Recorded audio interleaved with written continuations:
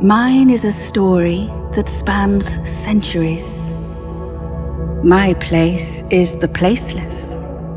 My track is like that of a bird across the endless sky. I am the music that echoes from the unseen world.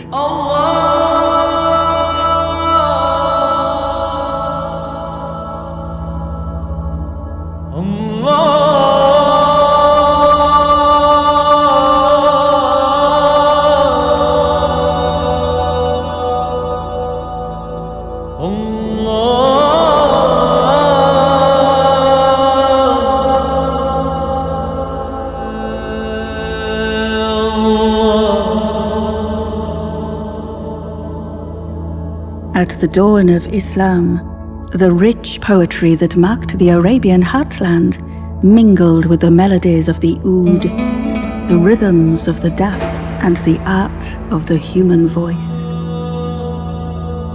I carried these outward, journeying along with a message of the new revelation.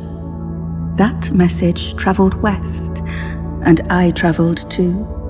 In each new landscape, people added their voices, their words, their instruments to my song. Across the lands of North Africa, all the way to Andalusia, my song was heard. It carried the ethos, the spirit of Islam. I was welcomed.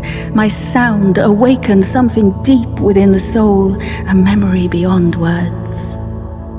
For the wise ones have said, these melodies are the sounds of the revolving spheres of heaven. We were all part of Adam. We heard these melodies in paradise. Water and clay may have clouded our sight, but an echo of their sound lingers in our memory.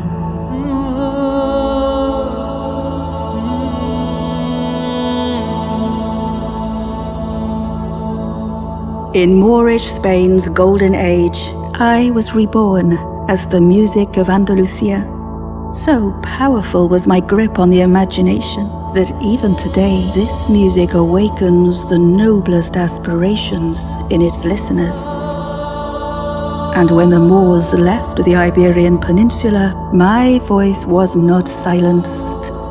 My echo is heard across Europe and beyond in the song of the troubadour, and in the sounds of the instruments I brought with me, the lute, the guitar, and the violin.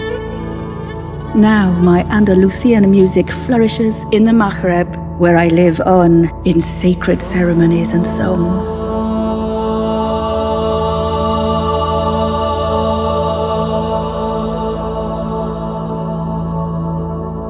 Music will show you the path beyond heaven.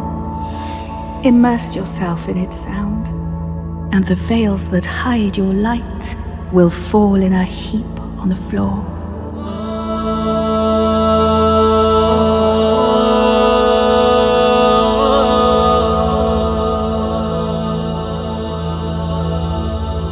And from those early days of Islam in Arabia's heartland, I also traveled north and east. In Turkey, the ney, the reed flute, added its achingly sweet sound of divine longing to my song.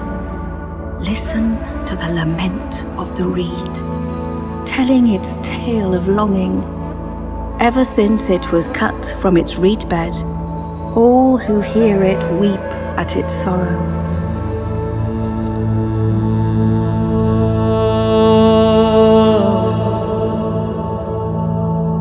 I moved on to Persia. I was welcomed in that land, where poets and musicians of exquisite skill joined me in their quest to touch the divine. I was recognized. I was loved.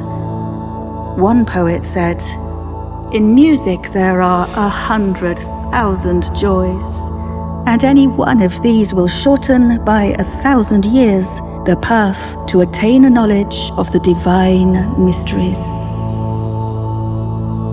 While I traveled and grew, the greatest Muslim thinkers, Al-Kindi, Al-Farabi, Ibn Sina, wrote of my qualities for healing body and soul. and they gave me a structure that would always define my homeland as the heart of Islam. No matter what embellishment each people add to me, still my essence shines through. My home is everywhere, but my heart is one.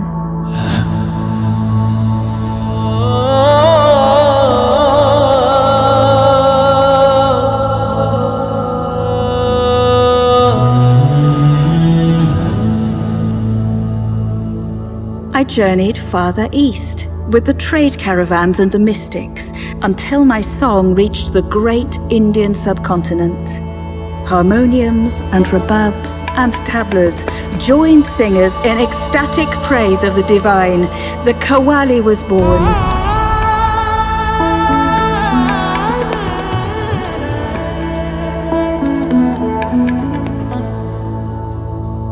And now, as I continue to travel across time and lands and waters, I grow and change, and still my essence remains the same.